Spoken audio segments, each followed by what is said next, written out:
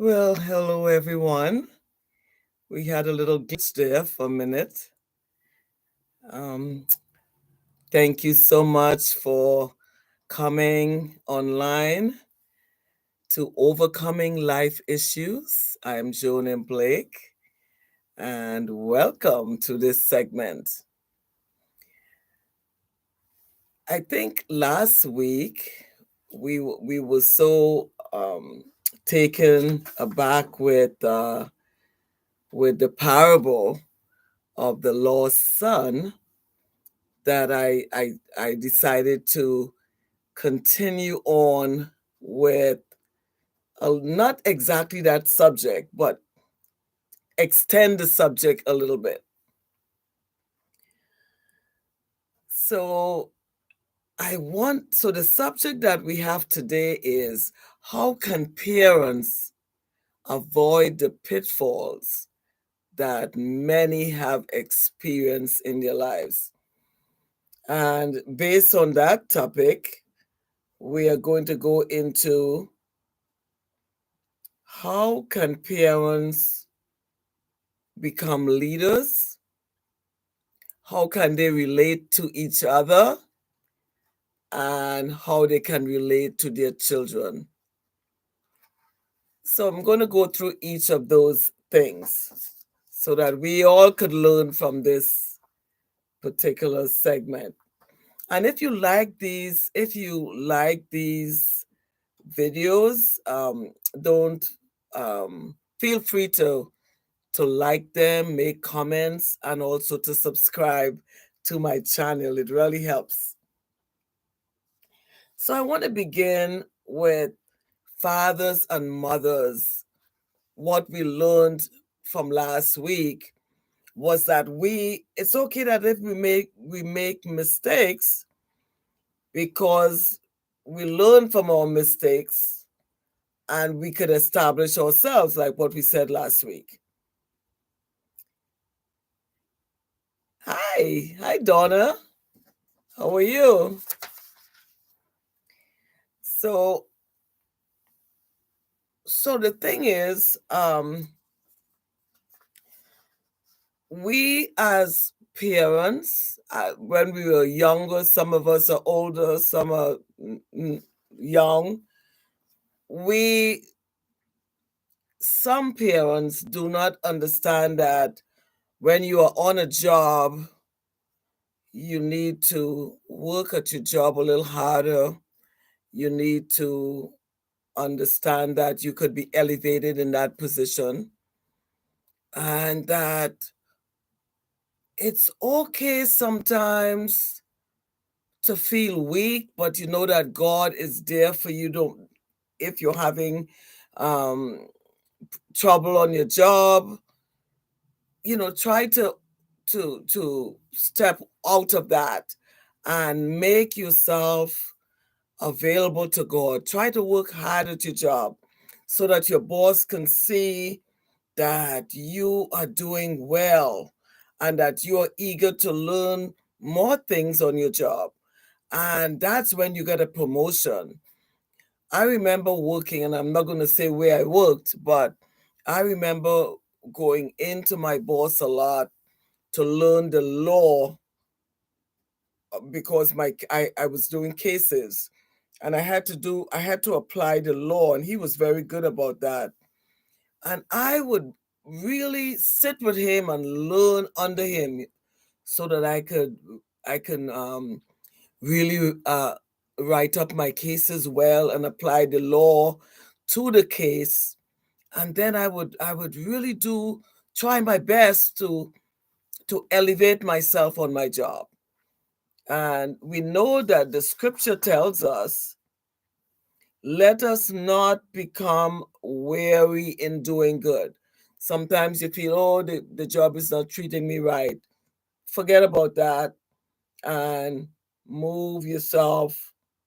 That's Galatians 6:9. Move yourself in a way where you are bringing in insights into your job, and you will understand that that your job is important. Whatever you do, you are doing it unto God. Hi, Maurice. You're doing it unto God, and you're doing it the best way you can. And then there's another scripture that says, my grace is sufficient for you, for my power is made perfect in your weakness. So I know when I first got this particular job, I had problems with the person who was training me, and I just had a meeting, but with her boss and my boss, and I came to grips with, and they came to grips with what I was talking about, and they wanted me to stay quiet about it. But I was open with them, and right after being open with them, I was able to move faster in my position, and really became a good, I brought in a lot of money on my cases. So the Lord is saying, my grace is sufficient for you, for my power is made perfect. And that's Second Corinthians 12:9. My power is made perfect in your weakness. And I believe that was what Paul was talking about in his ministry. That he had a thorn in the flesh. He was sick for a while, and he couldn't understand what was going on. But the Lord says, my grace is sufficient for you. So if you're having little issues on your job, um, try to not uh, be a problem or make it a problem. Just try to work with your boss and try to elevate yourself on your job. It's really important. So we talked about that. You being on your job and learning new skills so that you can get elevated. Yeah, and you can get flexible. When you have more flexibility, you get more money, and you're there for your children too at the same time. The second area is that fathers and mothers should relate to each other, one another, in a way that helps the household. You know, You- the couple, you and your spouse, my spouse and I, we should have a good relationship, and I know most of you do have a good relationship with your spouse. Um, and I think it starts really with respect. And sometimes it gets a little tricky, you know but it all it all starts with respecting each other. And I know sometimes I can get a little bit hard on my spouse, but I think in Ephesians 5:25, God expects us to husbands to love your wives, and also in Ephesians 5:22-24, he expects wives to be submitted to your own husbands as to the Lord. Well, I really believe, yes, Maurice. So Maurice is saying, being kind goes a long way, and respect goes a long way, and that's what Donna is saying. Respect goes a long way. And if you don't show respect, and you always hard on your spouse, that could really turn your marriage upside down a little bit. You gotta be a little, you have to go easy, and I'm talking to myself here. So but the whole thing, like all of you agree that respect and being kind is a big thing. But I also believe being helpful and gentle with your spouse is a good thing. And I feel that the couple, husband and wife, should try to each other. Help each other. Don't you know? I feel like there's a disparity in the helping area. Going way back in my mother's days, I saw where she was cooking, cleaning, scrubbing clothes um on a washboard, and she was doing all this work and cooking and preparing, and I started to help her because she was doing all the work. And I don't think I heard my father say thank you at the table. He would sit, he would come with his knife and fork, and there was a lot of etiquette at the table. Everybody had to to be quiet, and everybody had to have respect around the table. There was no talking out of context or anything like that. But I don't think I ever heard, Agnes, you have done such a great job cooking this meal. I don't think I heard that. Maybe I'm wrong, but I never heard him praise our mother and his wife for doing a great job. And when I saw my mother doing all this work, what it really made me do is step up to the plate and began to help her in the kitchen. I began to paint the house for Christmas. I began to help with cooking and cleaning, and best of all, ironing, which was very, very difficult. And then when I started to study at school, in high school, I started to go deeper into my studying. My father decided at that time to hire somebody from outside to come into the house so that she could get a break. And uh, so then, when I started studying deeper, that's when he had somebody come in, but he couldn't really keep it up, and it fell right back on my mother again because I was studying hard. I wanted to pass all my exams, and so it fell right back on her again. So I think there's a disparity in as far as couples not coming to grips. So Donna was saying men in those days look at women like it was their duty.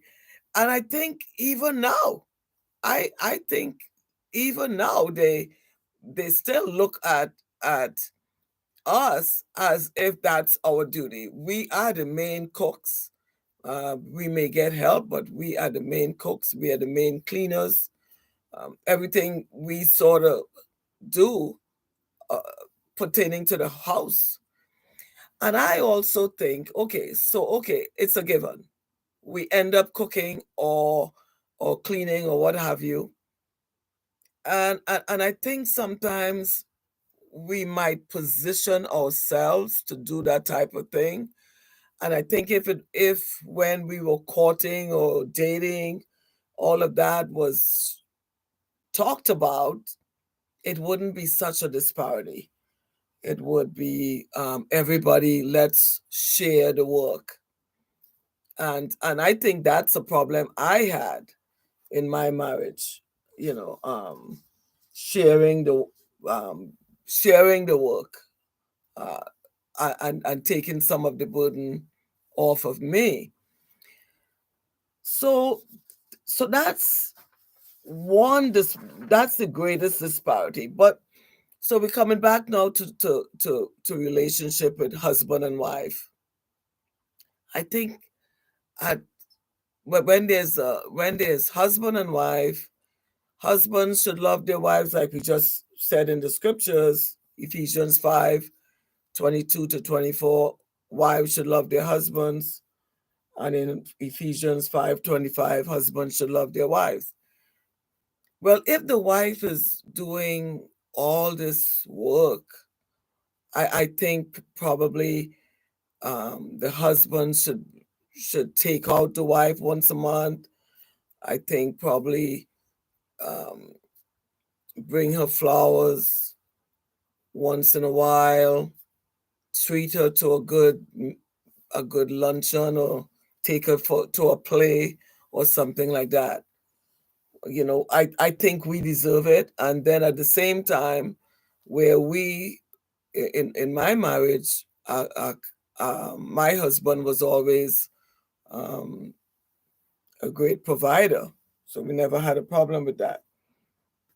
But we need to show show love in various ways. We need to show love to each other in various ways, and we need to communicate.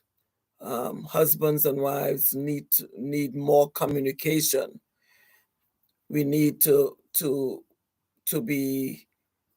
to understand each other more. And so what do you say? Do you have any more comments to make about what do you think that will make a marriage work better? So put that in the chat if you may.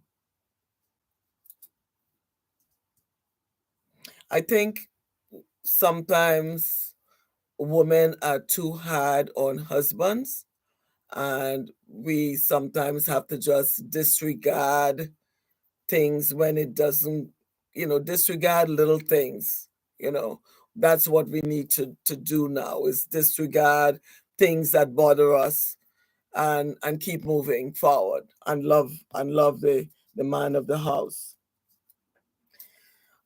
I am coming now to children, and I know most of us, our children are already grown, and they are living on their own. But for those people that would be seeing this video later on, you who have children and you are younger and have children, uh, it is so important to train up a child. Proverbs 22:6. Train up a child in the way he should go. Even when he is old, he will not depart from that training. And today we are seeing a lot of difficulty with parents giving their children everything that the children want. The children are not working to get the things that they need, but the parents are just giving them everything, every single thing. And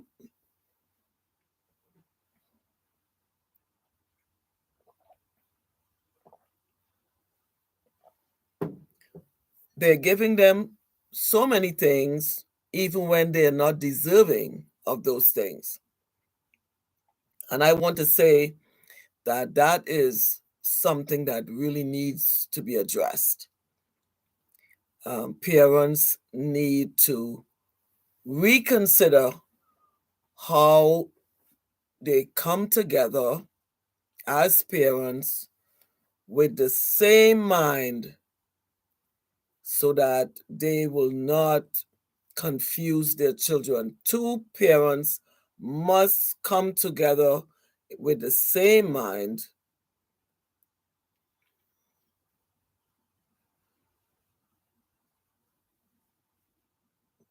So Maurice was saying nobody likes the boss.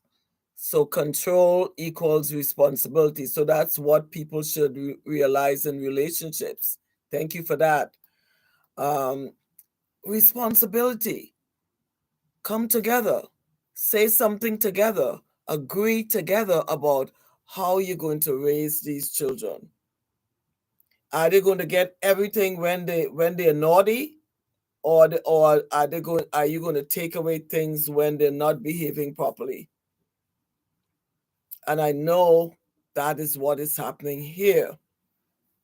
Uh, I know in Trinidad, where we are from, you just didn't get everything you want, and you, particularly if you if you didn't behave, you just didn't get it. Period. So here, kids are staying at home past teenager years, and they don't really want to educate themselves. They simply want to hang around the house, eat and drink, and not elevate themselves so that they can be leaders in the years to come. And that's because parents are not doing what they're supposed to do. And maybe they're afraid of what their children might say to them. Well, I know with my children worked as junior counselors, swimming um, guards, and all of that when they were 14, 15, 16. And then when they worked for the summertime, it wasn't all year round, but in the summertime, they were able to buy that $150 sneakers if they wish, or buy that jean jacket if they wish, because in our household, you were just allotted just a set amount of money for school clothes. And so if I say 150 to 200 per child, eh, whatever it bought, that's what you got. So if you want to buy 4 pairs of slacks and 3 pairs of shirts, that's all I could afford was that money. So I couldn't afford $150 sneakers when you need clothes. And if you want that, uh, during the year in the summertime, you could get a job and you can get those things. But today, parents are giving their children everything, and the children are not able to find that leadership, can't find leadership in themselves. And so that's a big mistake. That's a big mistake. And the price that you pay for such a mistake is that you have these children staying with you till they're 40 and 45 years old. And um and I mean, that's it. You end up with kids older in your house. I believe that there should be communication with parents and parents and teenagers, 20-year-olds, 25-year-olds, whatever children that you have still in your house. You should have family communications with your children so they know where you're coming from, what you expect. If you don't, you will be experiencing a losing battle. And I would hate to have you lose the battle when you should be the one to tell your children what you expect, not they tell you what they expect. Any other questions? Any more comments that you want to make on this? Uh, I think that's all I have for today. Um, I would suggest that younger parents who have their children still living with them, train them so that when they come to be 15, 16, that they get a little summer job and they learn to be independent of you. And I have to say that my children were able to get their own homes at a very early age because of that independence that I began to help them, to gear them into, and they were able to be independent of me. So anything else you want to put in the chat? We are up to 25 minutes. And yes, I see a lot of comments today, and I want to thank you for coming on the line to this online segment where we talk about family and what we need to do with relationships, what you need to do on your job to elevate yourself, what you need to do as a couple to relate to each other and to respect each other, and what you need to do with your children. You know, you need to do something with your children to get them out of your home and get them independent. So thank you for coming and listening to this live streaming, and I want to also ask you to like the video, make comments, and also subscribe to my channel if you wish. May God bless you and keep you until I see you in the next video. Bye for now.